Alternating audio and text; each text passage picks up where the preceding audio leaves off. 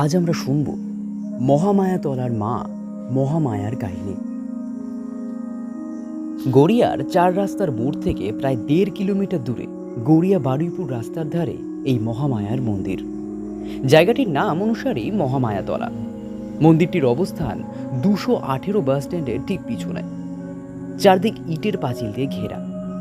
একদিকে গর্ভ মন্দির সহ নাট মন্দির, আর অন্য পাশে শাখা প্রশাখা বিস্তার করে রয়েছে এক অতি বৃদ্ধ বট গাছ। মন্দিরে প্রতিষ্ঠিত দেবী মূর্তির গায়ে রং কাঁচি হলুদের মতো। মাথার চুল পিঠ ছাড়িয়ে কোমরে নেমেছে। মাথায় সোনার মুকুট, হাতে গলায় সোনার অলংকার শোভা পায়। রঙিন শাড়ি পরে একটি লাল রঙের বেদির উপর মা মহামায়া বসে আছেন। হাত দুটিতে যেমন কোনো অস্ত্র নেই,